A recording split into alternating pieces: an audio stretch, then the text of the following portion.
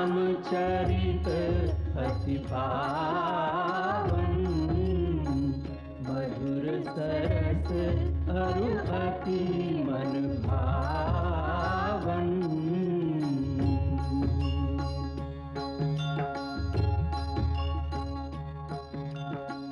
पुनि पुनि कितने हो सुने सुनाए,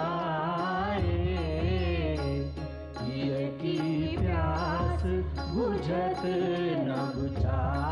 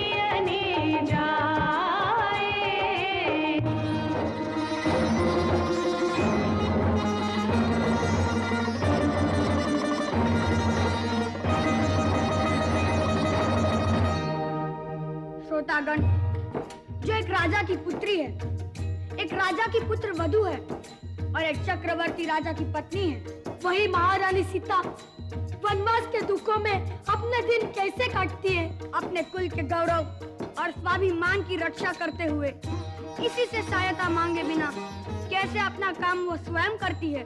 स्वयं वन से लकड़ी काटती है, स्वयं अपना धान कूटती है, स्वयं अपने चक्के पीसती है और अपनी संतान को स्वावलंबी बनने की शिक्षा कैसे देती है।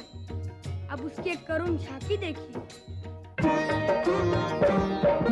जनक दुलारी कुल वधू दशरथ जी की राज रानी होके दिन वन में बिताती है।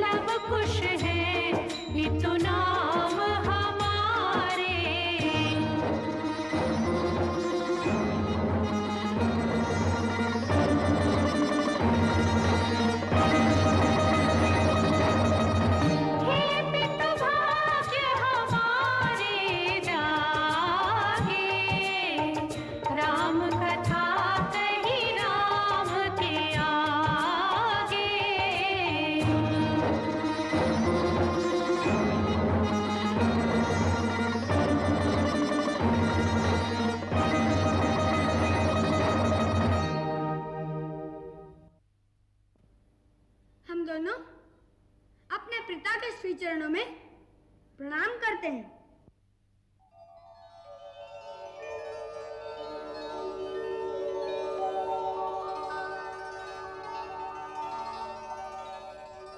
और उस दिन भूल से यदि कोई अवज्ञा हो गई हो तो उसके लिए हम महाराज से क्षमा मांगते हैं।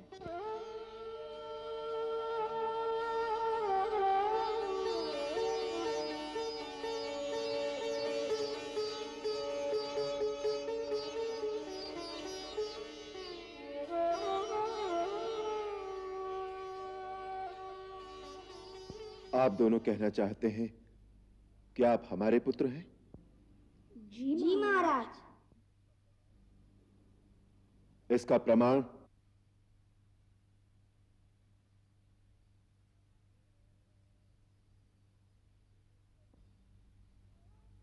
हम दोनों ने आज तक कभी झूठ नहीं बोला और ना ही हमारे गुरुदेव का लेखा झूठ हो सकता है। इसलिए आपको ये बात माननी चाहिए कि जो कथा हमने आपको सुनाई है वह सत्य है।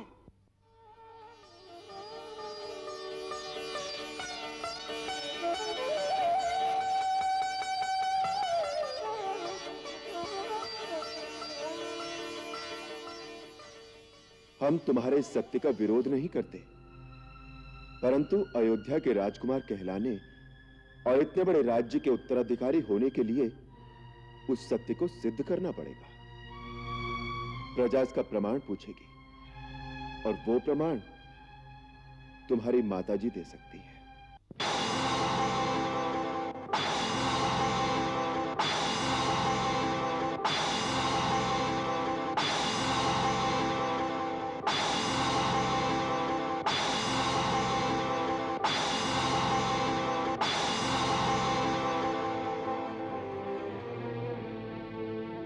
महाराज ठीक कहते हैं, महारानी सीता को इसका प्रमाण देना ही चाहिए।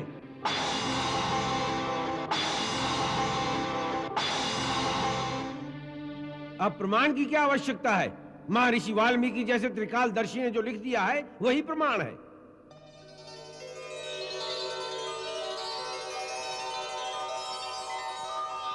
अब हमें महारानी सीता को आदर सहित वापस बुलाकर उन्हें फिर से अपने राज्य सिंहासन पर सुशोभित करना चाहिए।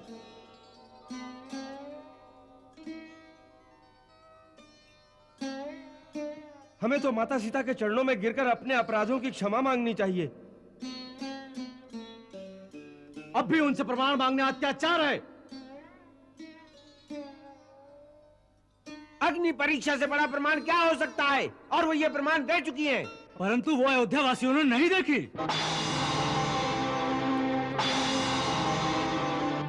देवी सीता को स्वयं आकर अपनी शुद्धता का प्रमाण तो देना ही चाहिए। एक बार प्रजा के सामने आकर अपने मुंह से जो कह देगी हम मान लेंगे। ये अन्याय है, ये अत्याचार है, यही धर्माचार है।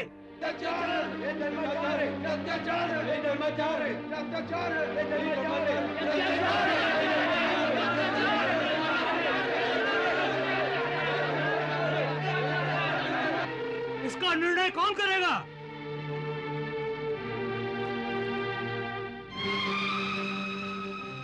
गुरुदेव से पूछा जाए। हाँ हाँ, गुरुदेव से पूछो।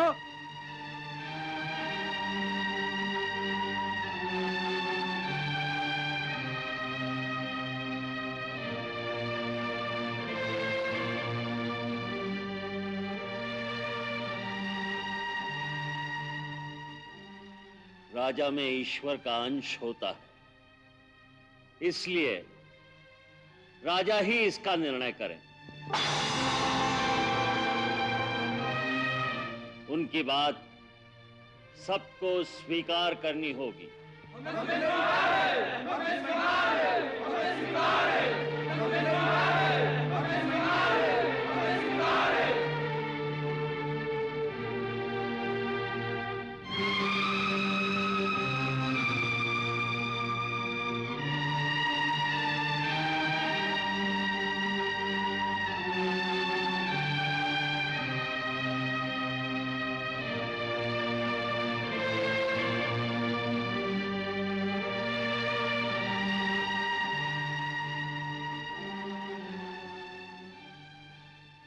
देवी सीता का चरित्र शुद्ध है।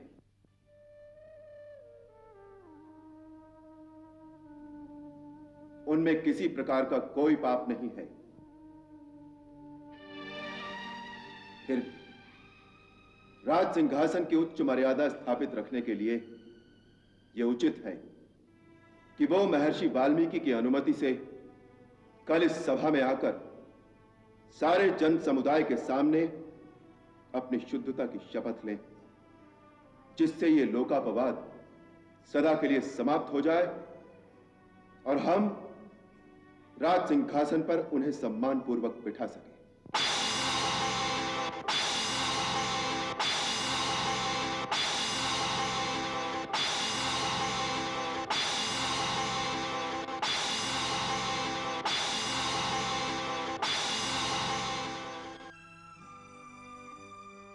आप सभी पूज्यपाद ऋषिगण अपने शिष्यों सहित सभा में पधारें।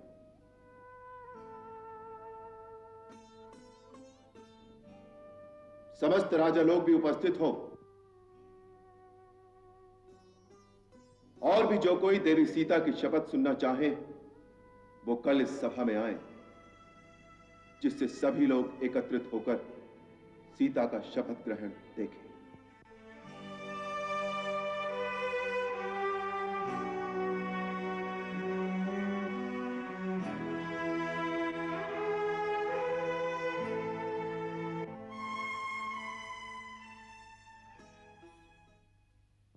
यह स्त्री का अपमान है, उसकी विडंबना है। परंतु पतिव्रता स्त्री पति की प्रसन्नता के लिए ही सब कुछ सहन करती है। इसलिए श्री रघुनाथ जी जो आज्ञा देंगे सीता वही करेगी। ये कहाँ का न्याय है रे? स्त्री होने का इतना बड़ा दंड? मेरी दृष्टि में तो पहली अग्नि परीक्षा भी अनुचित थी। यदि तुम्हारे मन में विश्वास नहीं है तो 1000 अग्नि परीक्षा हो, 1000 शब्दों का कोई अर्थ नहीं। और यदि विश्वास है तो उनकी कोई आवश्यकता ही नहीं।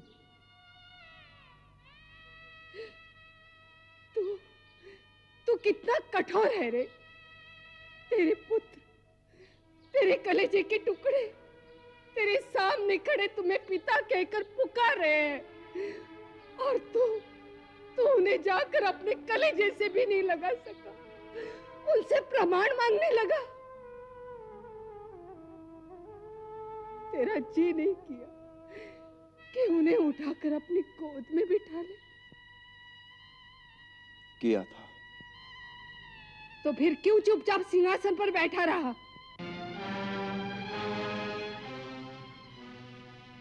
मेरे पैरों में राजधर्म की बेड़ियां हैं मां। आप एक राजा की विवशता तो समझिए कि मन में सीता की पवित्रता और अनन्य प्रेम पर पूर्ण विश्वास होते हुए मैं जीवन भर उसी की भांति धरती पर सो सकता हूं, उसी की भांति सन्यासी का जीवन बिता सकता हूं। परंतु प्रजा में एक भी अपवाद जब तक बाकी है उसका हाथ पकड़कर उसे राज सिंहासन पर नहीं बिठा सकता।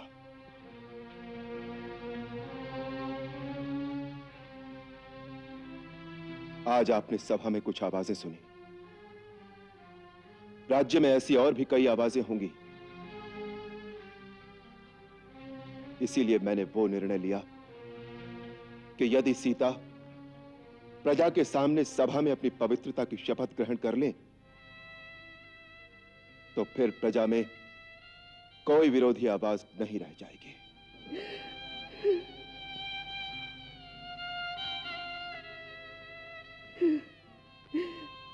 ये राजधर्म किसने बनाया?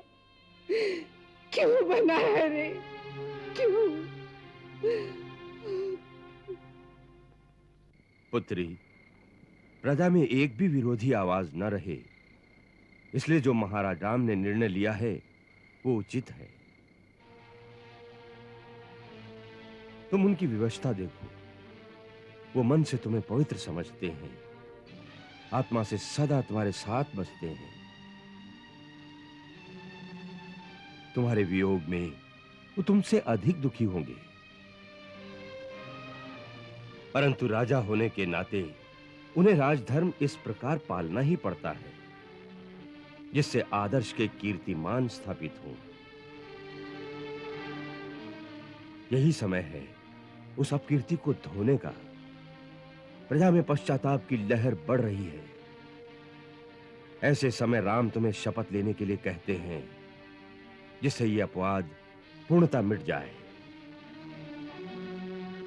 तुम्हें राम की सहायता करनी है।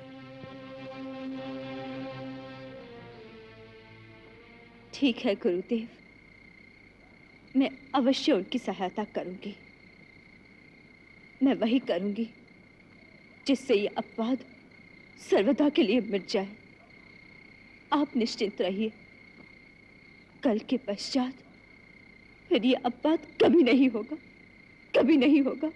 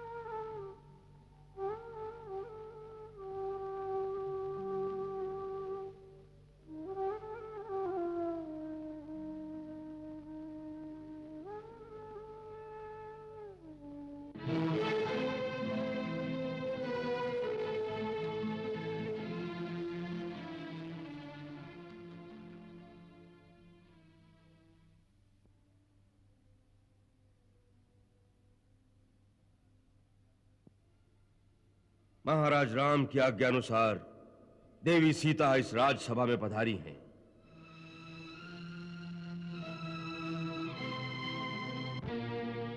हे दशरथ नंदन, ये सीता उत्तम व्रत का पालन करने वाली मेरी धर्मपुत्री है।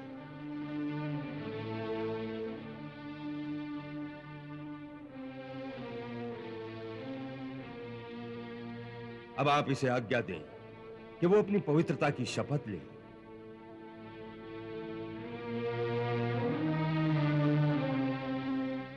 लोकापवाद से डरे हुए आपको वो अपनी शुद्धता का विश्वास अवश्य दिलाएगी, परंतु इससे पहले समस्त सभासद, गुरुजन, माताएं और आकाश में स्थित देवता मेरी एक बात सुन ले। मैं प्रचेता का 10वां पुत्र वाल्मीकि हूं। मेरे मुंह से अभी तक कभी कोई झूठ नहीं निकला और मैं इस सभा में प्रमाण पूर्वक कहता हूं कि ये दोनों आप ही के पुत्र हैं।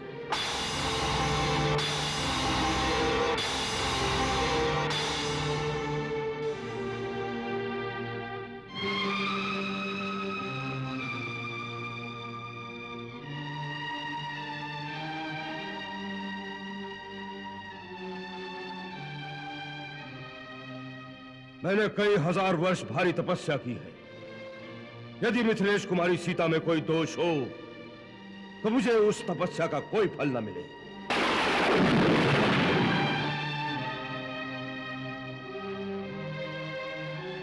मैंने मन, वाणी और क्रिया द्वारा पहले कभी कोई पाप नहीं किया है।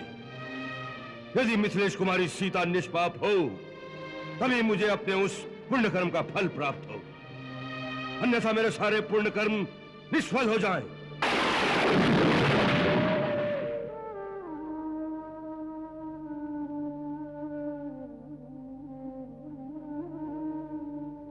रघुनंदन, मैं जानता हूं कि आपको सीता प्राणों से अधिक प्यारी है, और आप ये भी जानते हैं कि सीता सर्वथा शुद्ध है।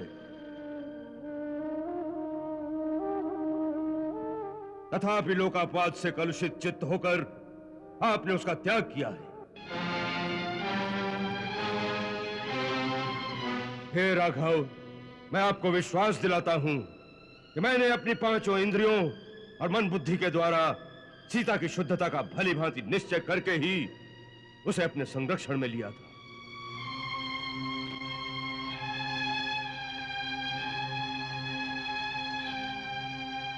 महाराज, मैंने दिव्य दृष्टि से यह जान लिया था कि सीता का भाव और विचार परम पवित्र है, इसीलिए यह मेरे आश्रम में प्रवेश पा सकी है। इसका आचरण सर्वथा शुद्ध है, आप इसे छू भी नहीं सकता है, तथा यह पति को ही देवता मानती है।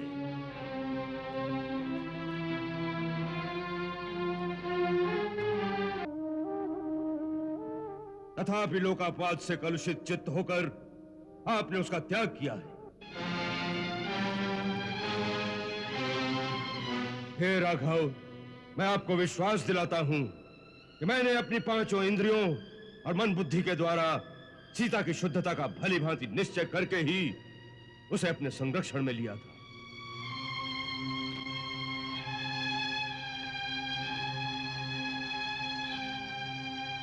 महाराज, मैंने दिव्य दृष्टि से यह जान लिया था कि सीता का भाव और विचार परम पवित्र है, इसीलिए यह मेरे आश्रम में प्रवेश पा सकी है।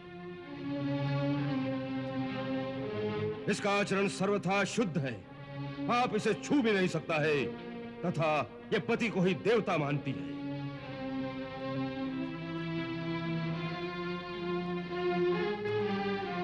यदि आपको मेरी बात पर विश्वास हो तो इसे पूर्ण आदर के साथ ग्रहण करें और इसे राज सिंहासन पर स्थान दें।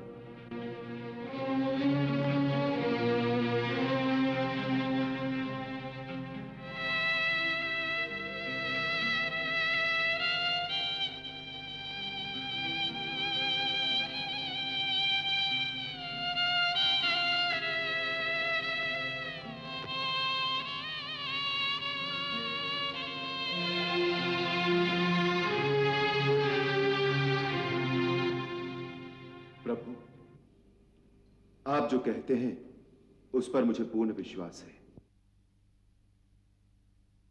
महाभाग, आप धर्म के ज्ञाता हैं। आप सीता के संबंध में जो भी कह रहे हैं वो सब ठीक है। भगवान, मुझे आपके निर्दोष वचनों से जनक नंदिनी की शुद्धता पर पूरा विश्वास हो गया है।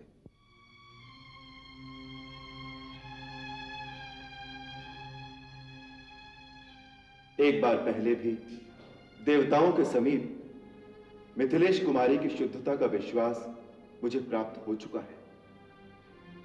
उस समय सीता ने अपनी शुद्धि प्रमाणित करने के लिए शपथ ली थी, जिसके कारण मैंने इन्हें अपने भवन में स्थान दिया। किंतु आगे चलकर फिर बड़े जोर का लोक अपवाद उठा, जिससे विवश होकर मुझे इनका त्याग करना पड़ा।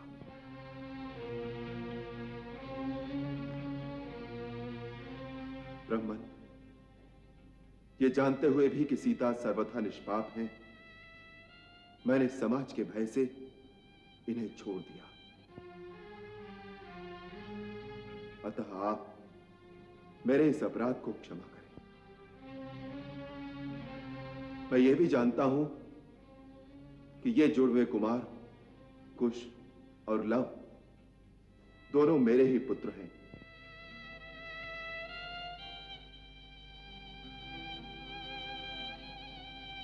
तथापि जन समुदाय में शुद्ध प्रमाणित हो जाने पर ही मिथिलेश कुमारी में मेरा प्रेम हो सकता है।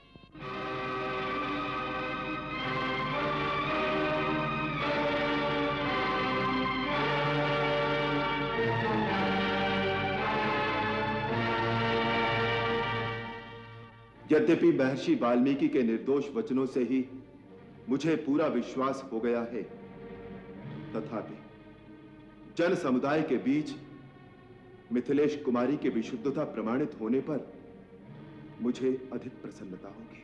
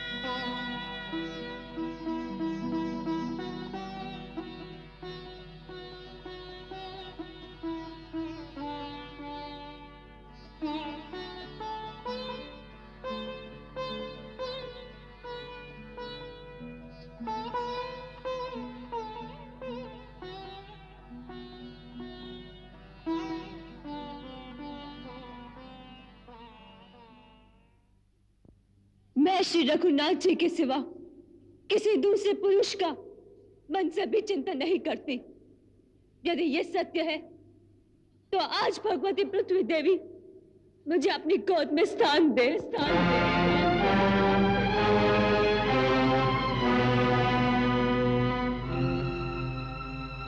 यदि मैं मन, वचन और कर्म द्वारा केवल श्री राम की ही आराधना करती हूँ तो आज भगवती पृथ्वी देवी मुझे अपनी गोद में स्थान दे।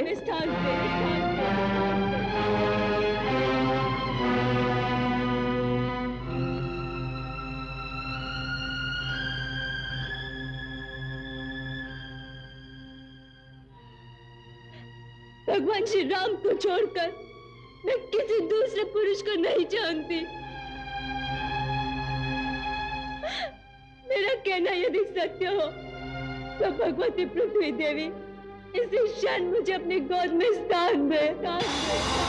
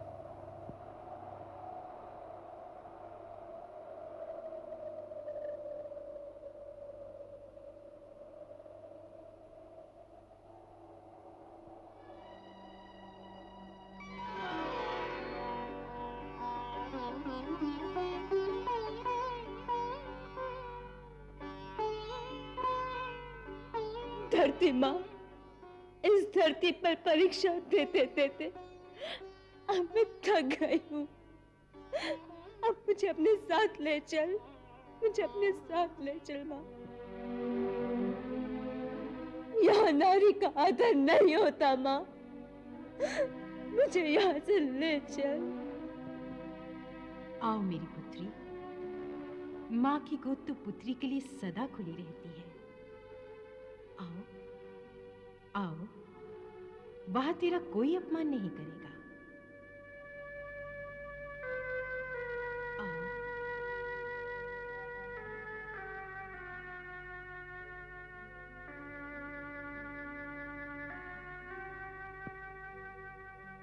आओ आओ पुत्री, मेरे पास आओ।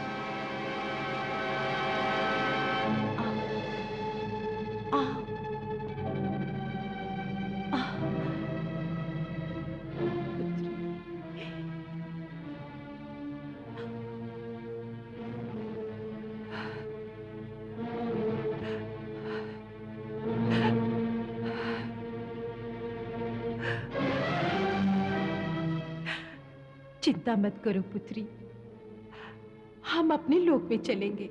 नहीं माताजी, आप हमें छोड़कर कहाँ जा रही हैं?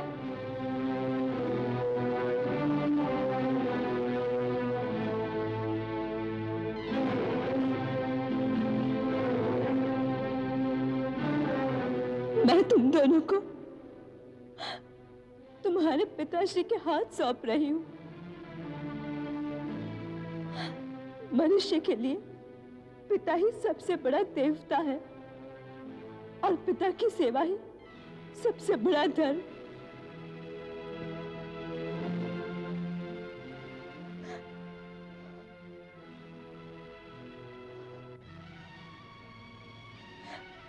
उनकी सेवा करना।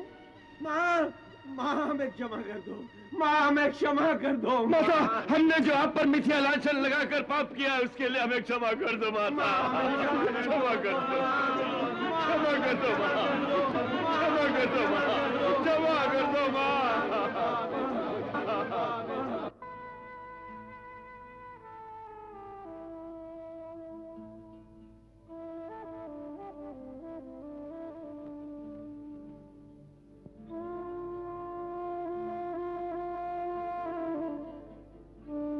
भगवान तुम लोगों को सर्वदा सुखी रखे।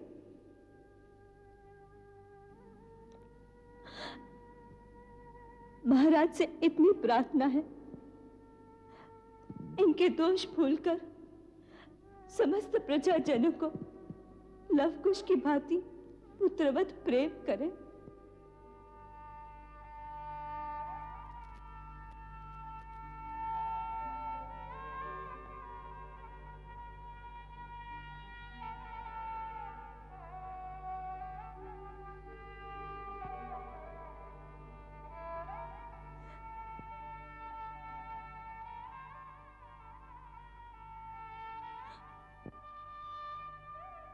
समस्त गुरुजन,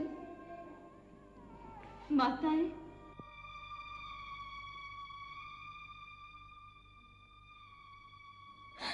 और पूज्य पिता, मेरा प्रणाम स्वीकार करें।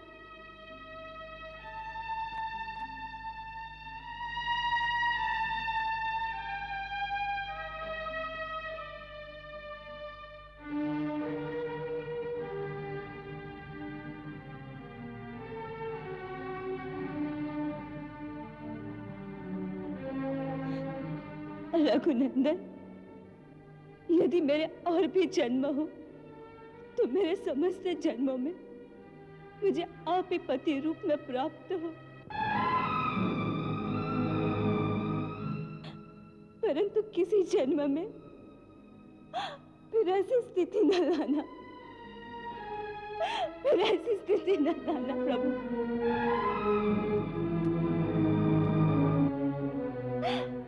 आपके श्री चरणों में मेरा प्रणाम स्वीकार करें।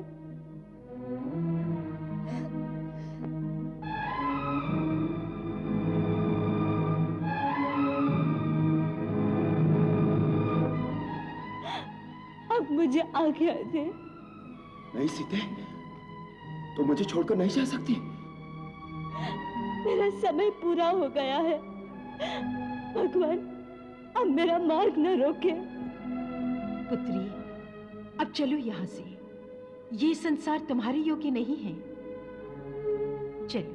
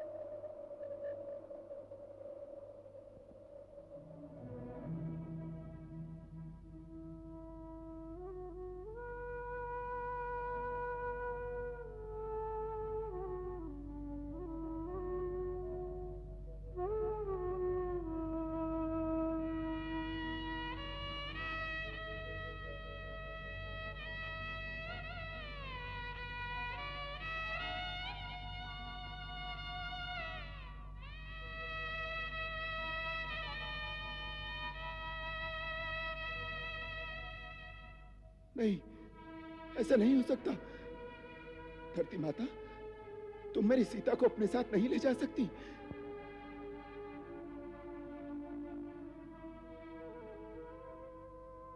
हे पूजनीय भगवती वसुंधरे, मुझे मेरी सीता को लौटा दो। लौटा दो मुझे मेरी सीता को। लौटा दो मुझे मेरी सीता को, अन्यथा मैं अपना क्रोध दिखाऊंगा।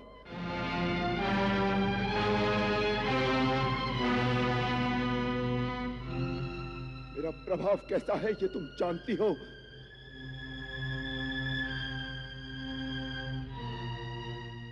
यदि तुमने पृथ्वी पर उसी रूप में मेरी सीता को मुझे वापस नहीं लौटाया तो मैं पर्वत और वन सहित तुम्हारी समस्त स्थिति को नष्ट कर डालूंगा, सारी भूमि का विनाश कर दूंगा, चाहे फिर भले ही सब कुछ जलमय क्यों ना हो जाए। हे राम, आपके लिए ऐसा उचित नहीं है। शत्रुसूदन, आप अपने भगवत स्वरूप का स्मरण करें।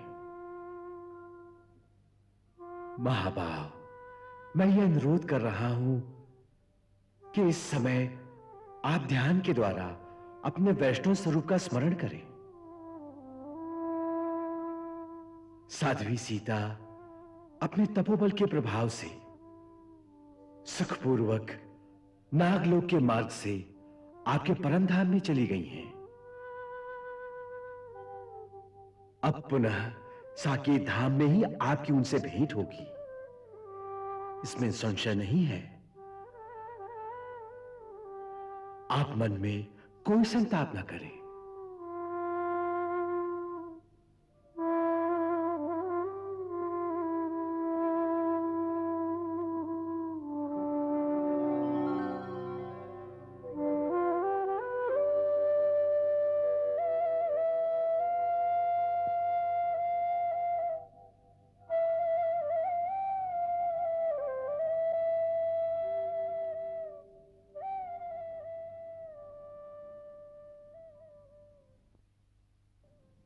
महाराज, परमपिता ब्रह्मा ठीक कह रहे हैं। भगवान, आप ही ने वराह रूप में जिस पृथ्वी का उद्धार किया था, उसी का संहार आप कैसे कर सकते हैं? ये जो हुआ वो होनी का खेल है।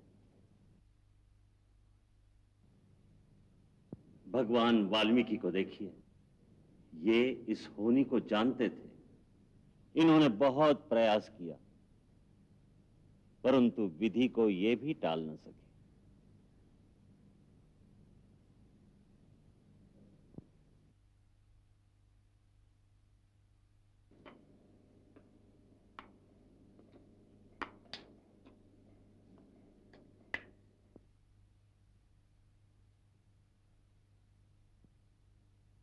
राजन, महर्षि वशिष्ठ सत्य कह रहे हैं।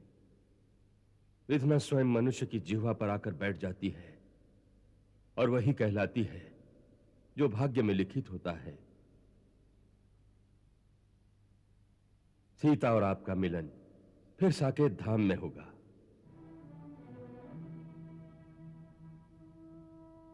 प्रभु, अब आप सीता की धरोहर अपने इन पुत्रों को स्वीकार कीजिए। इन्हें आपके स्नेह की आवश्यकता है। गुरुदेव, हमारी माता जी हमें छोड़कर क्यों चली गई? वत्स, वो केवल तुम्हारी ही माता नहीं, सारे जगत की माता है। जगत जननी है वो कहीं नहीं गई। वो तुम्हारे हृदयों में वास करती है।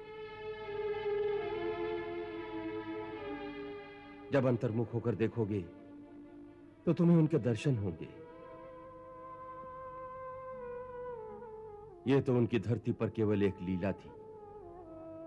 ये लीला समाप्त करके आज वो पाताल मार्ग से अपने वैकुंठ धाम की ओर चली गई। अब वो तीनों लोकों में प्रतिष्ठित होकर पूजी जाएंगी।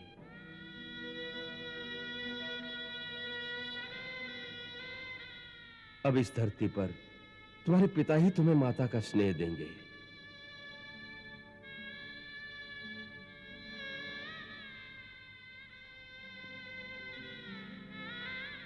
हे राम, पुत्री सीता की यह धरोहर मैं आज तुम्हें सौंपता हूं। इन्हें अपनी गोद में ले लो।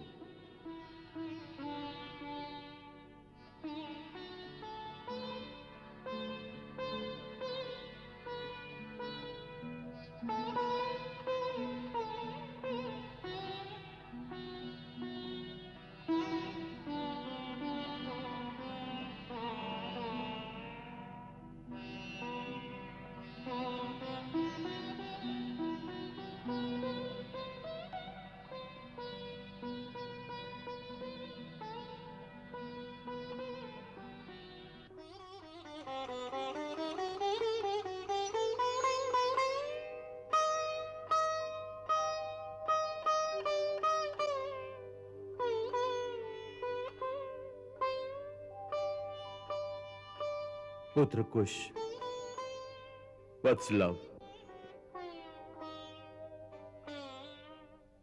आपके जीवन में आज हमारा उत्तरदायित्व पूर्ण हो गया।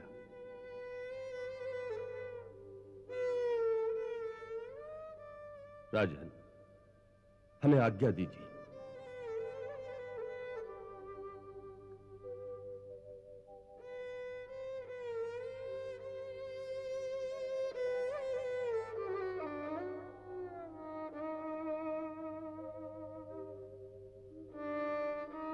आपका कल्याण हो।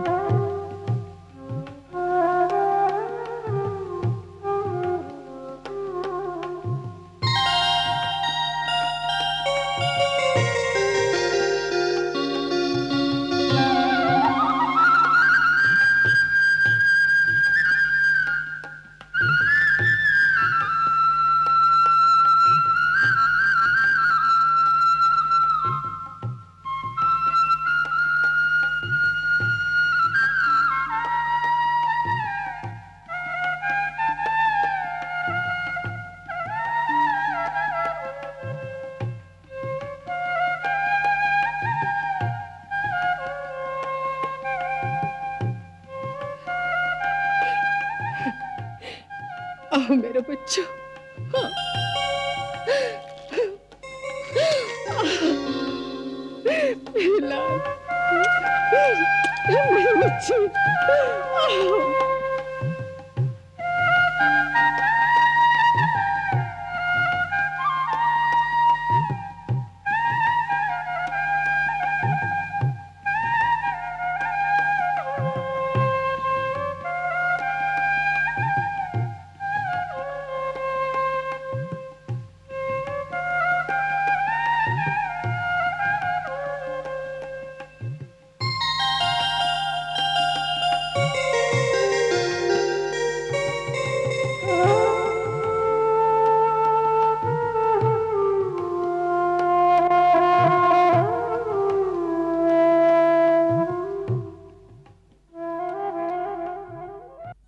तत्पश्चात श्री राम ने बहुत काल तक अयोध्या में राज्य किया। कई प्रकार के बड़े बड़े यज्ञ करके अपने धर्म का पालन किया। राम राज्य में प्रजा अत्यंत सुखी थी। ना काले म्रियते कश्चिन व्याधि प्राणिनाम तथा नानार्थी विद्यते कश्चिन रामे राज्यम प्रशासति। दीर्घ काल के पश्चात पुत्र पौत्रों से घिरी तीनों राजमाताओं ने एक एक करके परलोक गमन किया। तत्पश्चात श्री राम ने सारा राज्य अपने और अपने भाइयों के पुत्रों में बांट दिया। भरत के पुत्र तक्ष को तक्षशिला और पुष्कल को पुष्कलावती नगरी का राज्य सौंप दिया। लक्ष्मण के पुत्रों को कारुपत देश का राज्य दे दिया। शत्रुघ्न के पुत्र सुबाहु को मदुरा का और श्रुतसेन को विदिशा का राज्य दिया। कुश को दक्षिण कौशल का राज्य दिया, जिसकी राजधानी कुशावती थी, और लव को श्रावस्ती नगरी में बसाकर उत्तर कौशल का राजा बना दिया। जब श्री राम के सारे कर्तव्य पूरे हो गए तो एक दिन, हे मुनिवर, मैं आपकी क्या सेवा कर सकता हूं?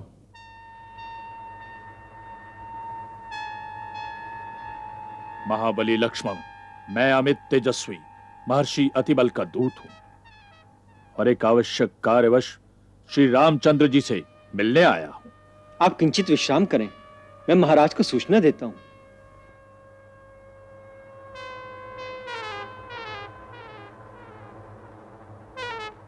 महाराज, एक परम तेजस्वी महात्मा आपके दर्शन करना चाहते हैं। वे अपने आप को महर्षि अतिबल का दूत कहते हैं। उन्हें आदर सहित अंदर ले आओ। जो आज्ञा।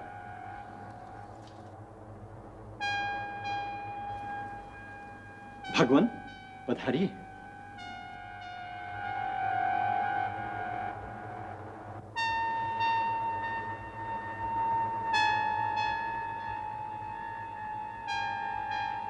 हे राघव, आपका अभ्युदय हो।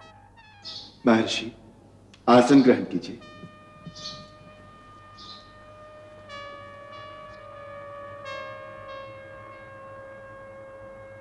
महामने, आपका स्वागत है। आप जिनके दूत होकर आए हैं, उनका संदेश सुनाइए। राजन, वो संदेश गुप्त है, वो बात परम गोपनीय है, अतः हम एकांत में ही आपको सुना सकते हैं। इसलिए आपको ये घोषणा करनी होगी कि जब हम और आप एकांत में बात करते हो, उस समय यदि कोई हमारी बात को सुने या हमें वार्तालाप करते देख भी ले, तो उसे आप अवश्य प्राण दंड देंगे। जो आज्ञा। लक्ष्मण, द्वारपाल को विदा करके तुम स्वयं जोड़ी पर पहरा दो। हमारी प्रतिज्ञा है, यदि कोई हमारी बात सुनेगा अथवा हमें बात करते हुए देख भी लेगा, उसे हम अवश्य प्राण दंड देंगे। जो आज्ञा।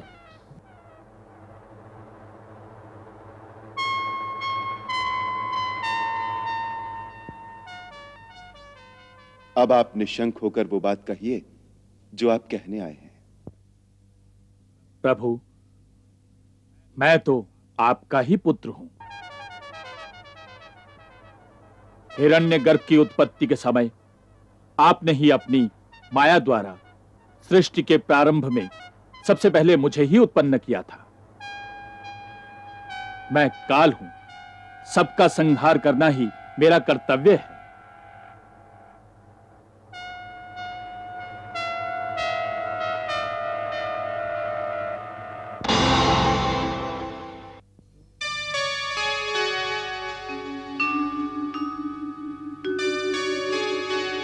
हे सर्व जगत के स्वामी, मेरा प्रणाम स्वीकार करें।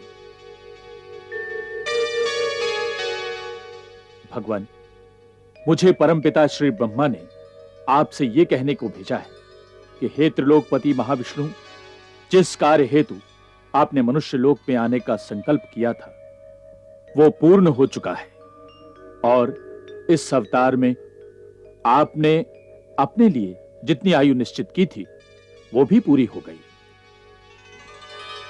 अतः अब आपके लिए अपने परम धाम में पधारने का समय है।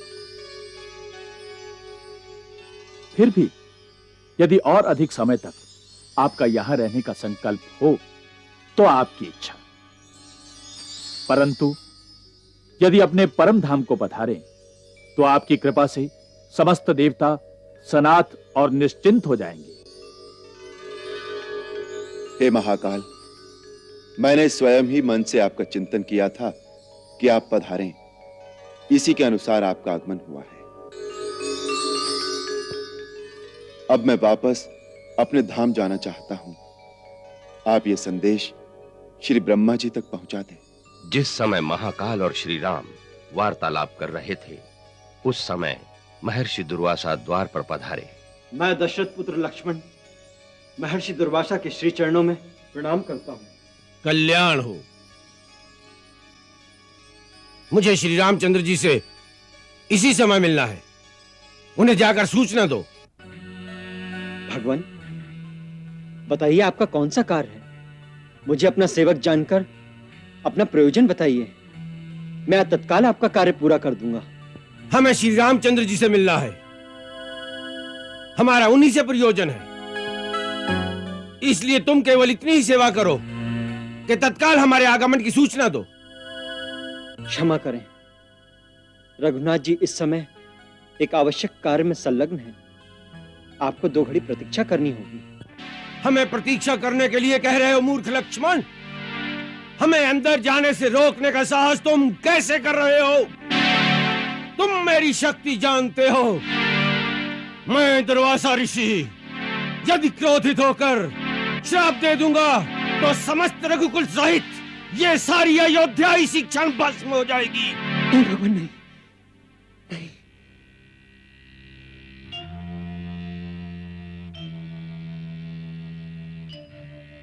केवल मेरी मृत्यु से अयोध्या बच सकती है, वही उत्तम है।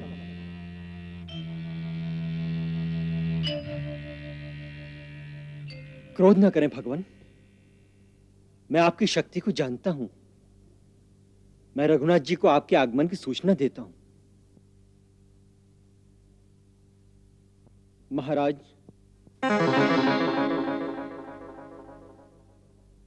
द्वार पर महर्षि दुर्वासा पधारे हैं और वो इसी क्षण आपके दर्शन चाहते हैं।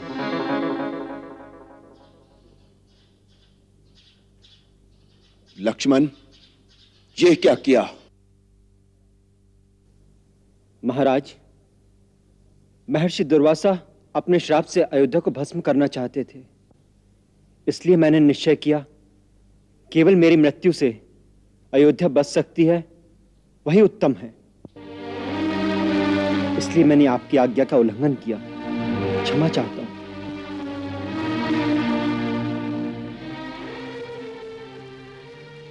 जाओ, महर्षि दुर्वासा को आदर सहित अंदर ले आओ। जो आज्ञा। वो बात परम गोपनीय है। उस समय यदि कोई हमारी बात को सुने या हमें वार्तालाप करते देख भी ले तो उसे आप अवश्य प्राण दंड देंगे।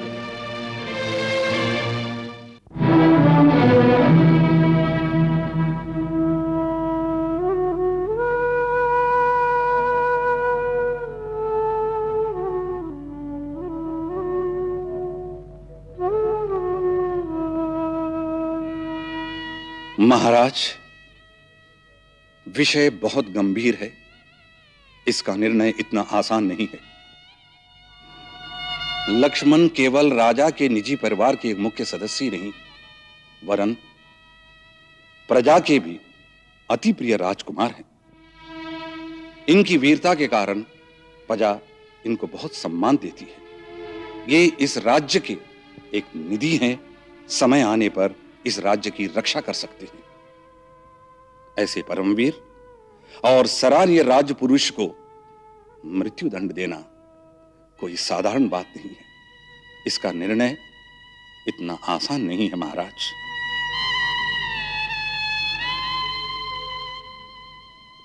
मैं आर्य सुमंत्र से सहमत हूं। इस बात का निर्णय राजनीति की दृष्टि से होना चाहिए। आज फिर रघुकुल पर धर्म संकट का समय है।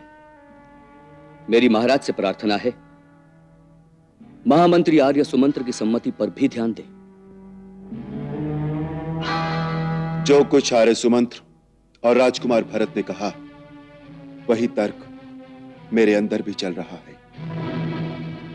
इस परिस्थिति में कोई कठोर निर्णय लेना मेरे लिए अत्यंत कठिन हो रहा है। इसीलिए आप सबको मैंने परामर्श के लिए बुलाया है। मेरा मार्गदर्शन कीजिए। क्षमा करें महाराज, इसमें किसी के परामर्श की आवश्यकता ही नहीं। मेरे मत में यह विषय तर्क का भी नहीं।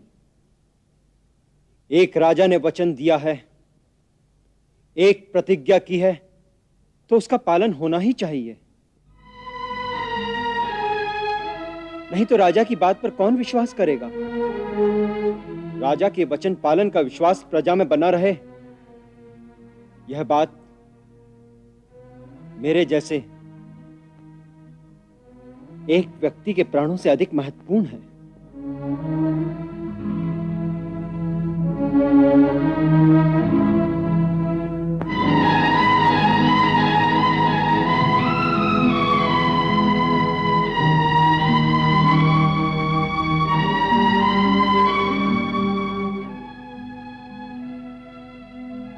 गुरुदेव, समस्या बहुत जटिल है।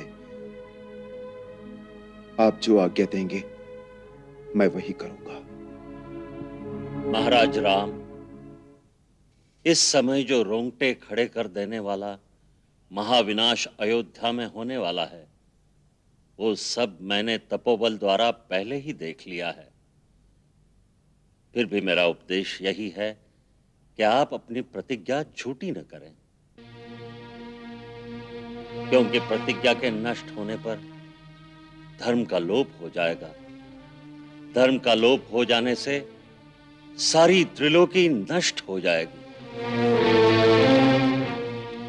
आप अपने कुल की मर्यादा का पालन करें। वचन देकर रघुकुल वाले उससे फिरा नहीं करते। गुरुदेव, आज्ञा हो तो मैं एक प्रार्थना करूं? अवश्य।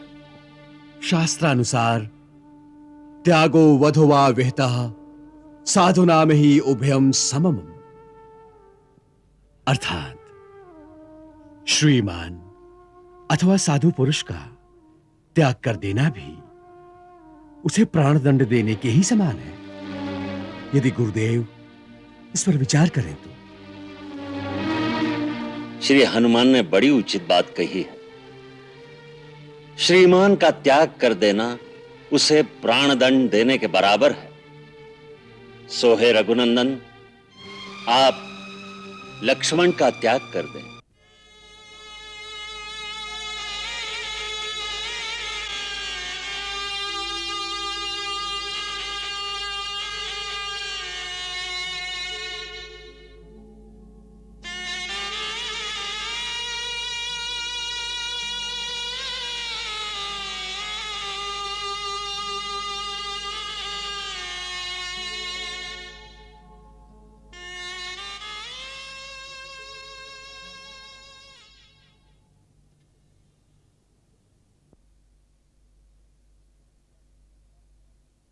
सुमित्रा नंदन राजकुमार लक्ष्मण, मैं तुम्हारा परित्याग करता हूं।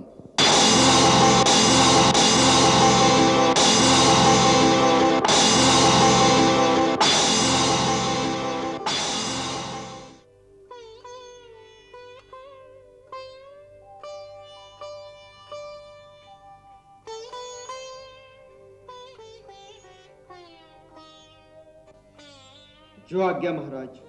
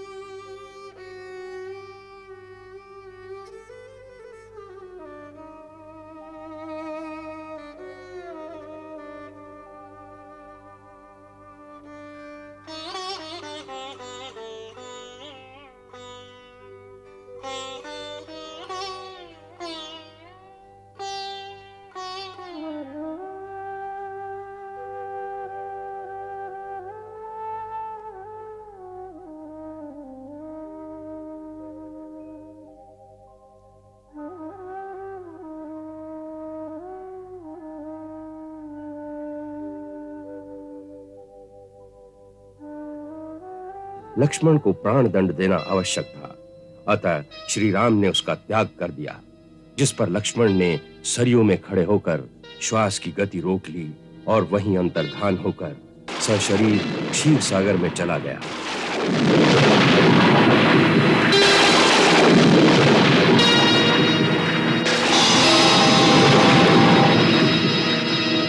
तब श्री राम ने महाप्रस्थान का निश्चय कर लिया। भगवान, अब जाने का समय आ गया है, अतः अब आप हमें प्रस्थान की आज्ञा प्रदान करें। हे त्रिलोकीनाथ, आप समस्त विश्व में और समस्त विश्व आप ही में स्थित है। आप न तो कहीं आते हैं न कहीं जाते हैं। यह आगमन और प्रस्थान तो केवल मायापति की एक लीला है। आपका ये लीलारूप महाप्रस्थान समस्त लोकों के लिए शुभ हो।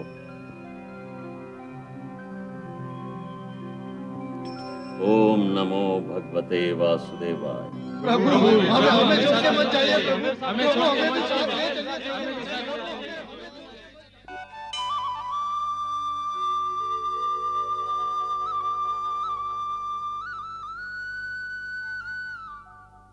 हे राम, हमें त्याग कर मत जाइए, हमें भी अपने साथ ही ले चलिए। रघुनंदन, आप जहां भी जाएंगे आपके पीछे पीछे हम भी वहीं चलेंगे। आपके सिवाय इस पृथ्वी पर हमारा कोई नहीं। महाराज, यदि नगरवासियों पर आपका परम स्नेह है तो हमें भी साथ चलने की आज्ञा दीजिए। हे राघव, यदि आप हमें साथ लिए बिना चले जाएंगे तो हम ये समझेंगे कि आपने यमदंड उठाकर हमारी हत्या कर दी है।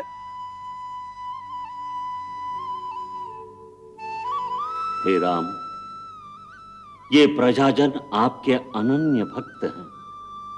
इनमें से कितने ही देवताओं के पुत्र हैं, कितने ही गंधर्व, किन्नर, सिद्ध और तेजस्वी नागों की संतान, जो श्री ब्रह्मा जी के आदेश से मानव, वानर और ऋक्ष रूप धारण करके धरती पर आपके लीला काल में आपकी सेवा करने आए हैं। अब इनकी इच्छा पूर्ण करो, अन्यथा आपके भक्त अत्यंत दुखी होंगे। आप तो भक्त वत्सल हैं। प्रभु, इन्हें आपके साथ जाने की आज्ञा दें।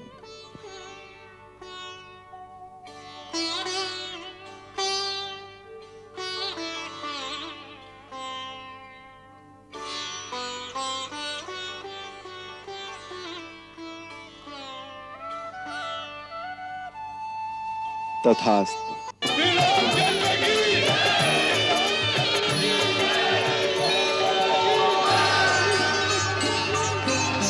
पूर्ण यहाँ के कर सब काम, पूर्ण यहाँ के कर सब काम।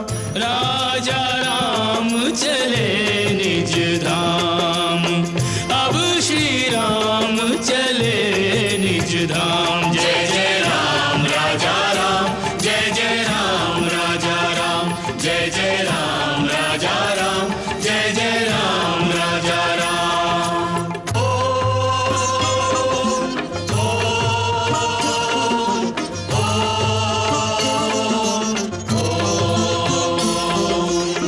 कमल पुष्प पर स्थित गायत्री, मुखरित करे दिशाएं। कमल पुष्प पर स्थित गायत्री, मुखरित करे दिशाएं। श्रीदेवी भूदेवी प्रभु के संग में शोभा पाए। धनुष बाण भी धार मनुज तन, प्रभु की महिमा गाए। ब्राह्मण रूप बनावे दपनी, पढ़ते स्वयं ऋचाए।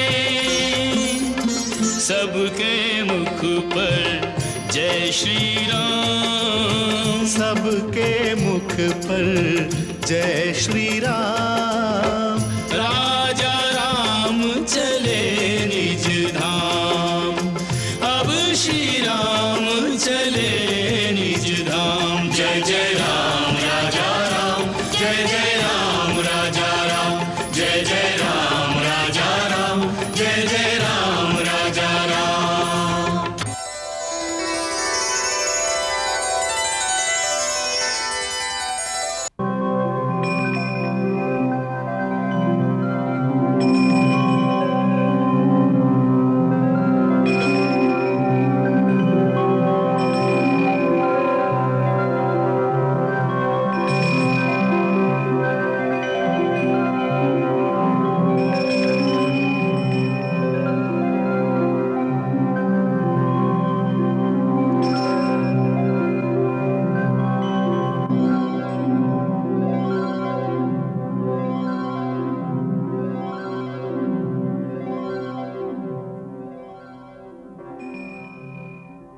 जैसे ही श्री राम ने सरयू में प्रवेश किया तो ब्रह्मा ने आकाश में प्रकट होकर कहा,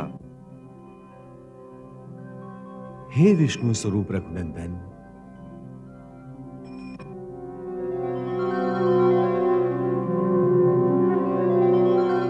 प्रणाम ब्रह्मदेव। आपका कल्याण हो। हमारा बड़ा सौभाग्य है जो आप अपने परम धाम को पधार रहे हैं। हे परमेश्वर, अब आप अपने चतुर्भुज विष्णु रूप में प्रवेश करें। समस्त देवता आपके उस शाश्वत रूप का दर्शन करने को उत्सुक हैं।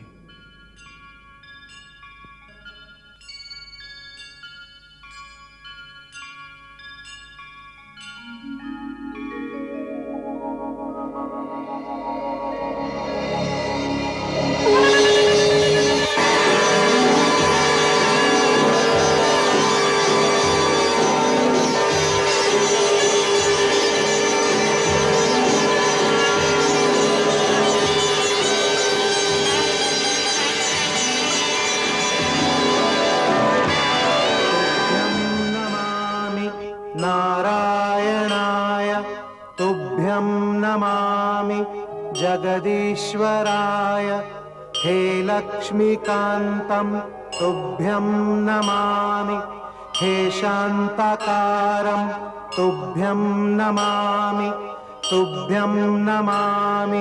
नारायणाय तुभ्यं नमामि जगदीश्वराय हे लक्ष्मीकान्तं तुभ्यं नमामि हे शान्ताकारं तुभ्यं नमामि।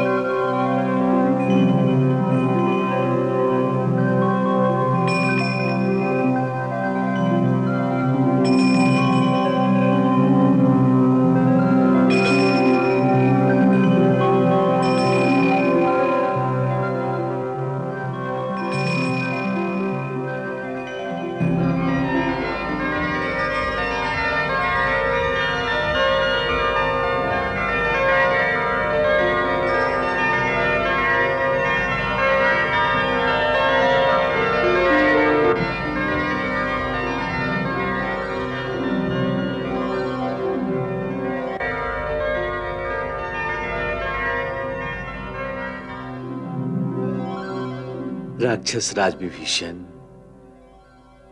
आप धरती पर रहकर धर्म पूर्वक प्रजा की रक्षा करें और रघुकुल के देवता भगवान जगन्नाथ की आराधना करते रहें।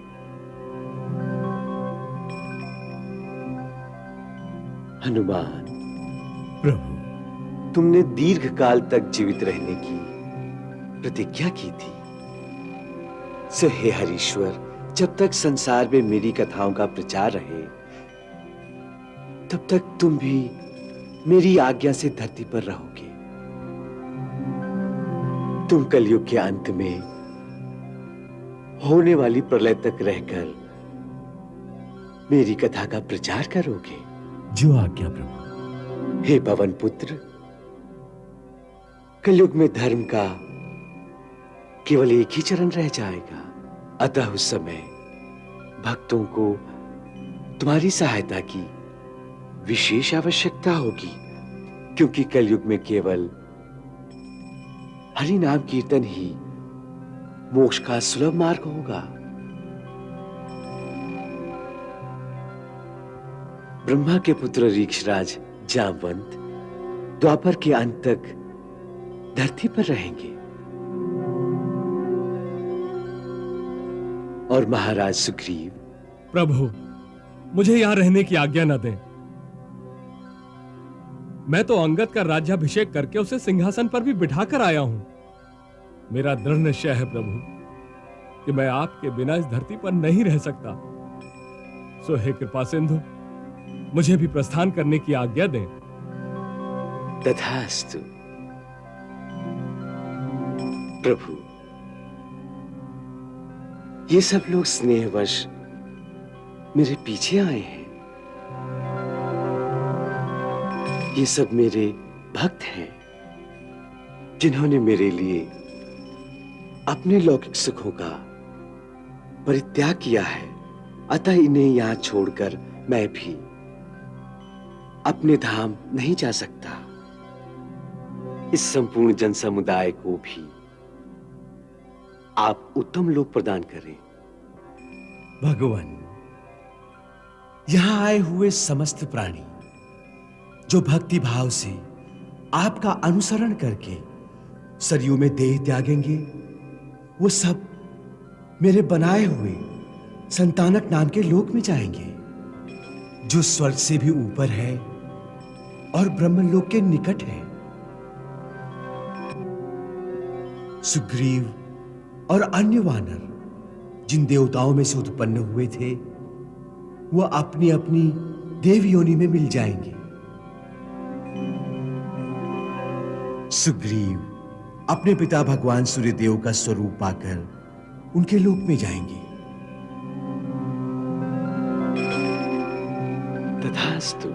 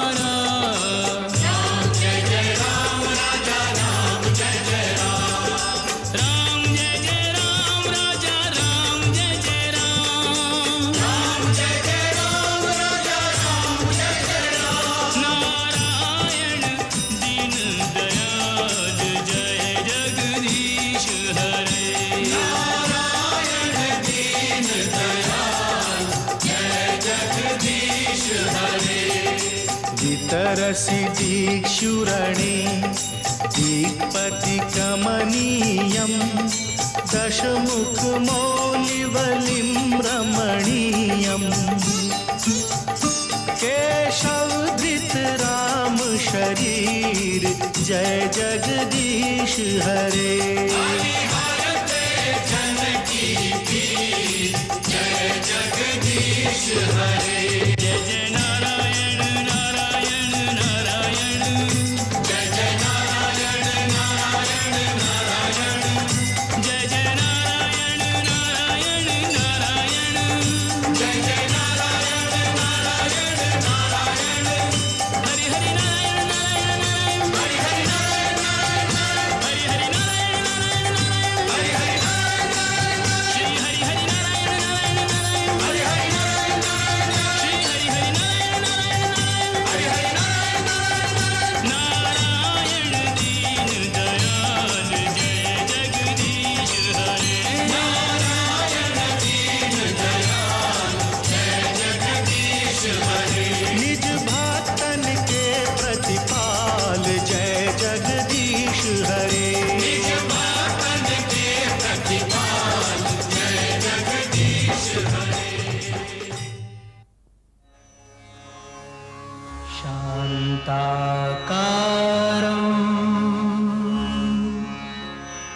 भुजगशयनं पद्मनाभं सुरेशं विश्वाधारं गगनसदृशं मेघवर्णं शुभांगम्।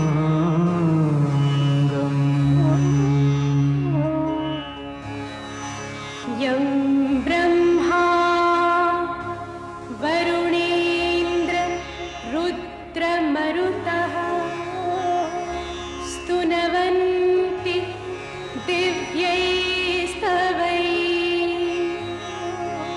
वेदैः साङ्गपदक्रमोऽपि निषदैर्गायन्ति यमसामगाः।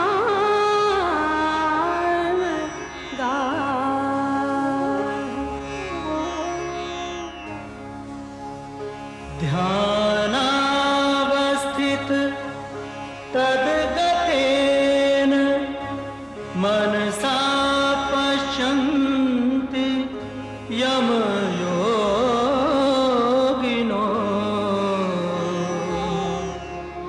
यस्यान्तं न विदुःसुरा सुरगणा देवाय तस्मै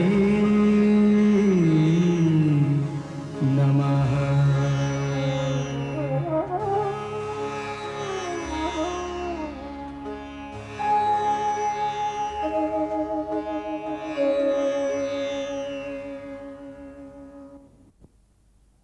जय श्री राम। आज टीवी धारावाहिक रामायण के उत्तरकांड का अंत होता है, परंतु यह रामायण का अंत नहीं है। रामायण तो अनंत है। हरि अनंत, हरि कथा अनंता। हर कल्प के त्रेता युग में श्री राम प्रकट होकर नरलीला करते हैं। रामायण हर युग हर काल में गाई जाती रही है और गाई जाती रहेगी। रामायण एक महासागर है जिसमें ज्ञान, भक्ति और धर्म के अनंत रत्न छुपे हुए हैं। इस धारावाहिक के द्वारा हमने इतना ही किया है कि आपको भक्ति और ज्ञान के उस महासागर के किनारे तक ले आए हैं और उसमें छुपे हुए रत्नों के उस अनंत खजाने की ओर केवल इशारा मात्र किया है, जिससे आपको मूल ग्रंथों को पढ़ने और भक्ति और ज्ञान के उन रत्नों को स्वयं खोजने की प्रेरणा मिले, तथा आप तुलसी, वाल्मीकि, तमिल के कंबन, तेलुगु के रंगनाथन, बंगाली के कीर्तिवास, असम के माधव कंदली, महाराष्ट्र के संत एकनाथ आदि महान संतों और कवियों द्वारा रचित रामायणों को स्वयं पढ़ने की प्रेरणा पाएं, जिससे आप स्वयं इस रस सागर में डूबकर ज्ञान, भक्ति और धर्म के रत्नों और मणिमाणिकों से अपनी झोली भर सकें। यदि इस धारावाहिक से आपको ऐसी प्रेरणा मिले तो हम अपने आप को कृतकृत्य समझेंगे। हम रामायण के भक्तों को उनके अपार स्नेह के लिए धन्यवाद करते हैं और अपने उन आलोचकों का भी धन्यवाद करते हैं जो यदा कदा हमारा मार्गदर्शन करते रहे हैं। आप सबको हम सब की ओर से जय राम जी की। मंगल भवन अमंगल हारी, प्रभु सुदशरथ अजिर बिहारी।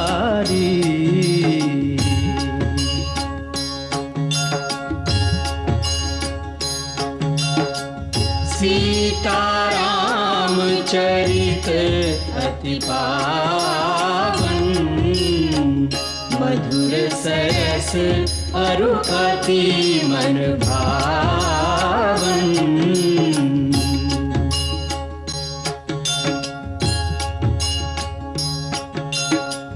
पुनि पुनि कितने हो सुने सुनाए,